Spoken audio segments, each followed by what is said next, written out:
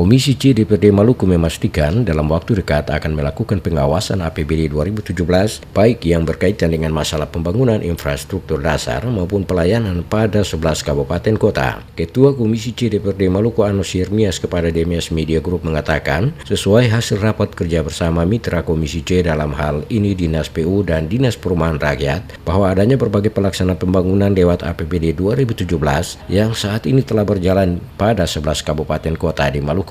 Oleh karena itu, Komisi C dalam waktu dekat akan melakukan pengawasan langsung ke berbagai kabupaten kota yang ada di Maluku guna memastikan pelaksanaan pekerjaan fisik berupa pembangunan infrastruktur yang sementara dilaksanakan maupun yang telah selesai dilaksanakan berjalan dengan baik. Dalam pelaksanaan agenda pengawasan nanti akan memulai perjalanan ke Kabupaten Maluku Tenggara dan Kota Tual, Kabupaten Maluku Barat Daya dan Maluku Tenggara serta Kabupaten Kepulauan Aru. Komisi C DPRD Maluku kata Anos akan melihat langsung proyek pembangunan sejumlah ruas jalan yang sementara dibangun pada daerah Tepale Turung di Pulau Babar, termasuk juga pembangunan jembatan untuk menghubungkan beberapa desa di wilayah tersebut.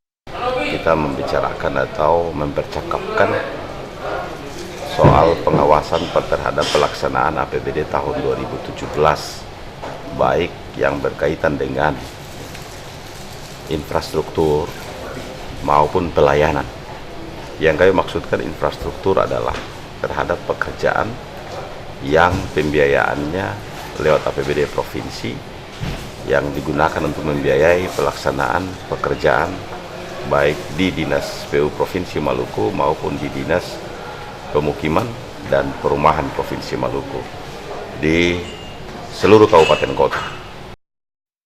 Komisi C DPRD Maluku juga akan mengawasi pelayanan kapal perintis dan beberapa pelabuhan laut yang ada. Khusus untuk kapal perintis, kata Anos, pihaknya akan melihat langsung kondisi pelabuhan pada saat keberangkatan kapal sehingga bisa memastikan pelayanan yang dilakukan baik oleh petugas di pelabuhan maupun dari pihak PT Pelni terhadap masyarakat.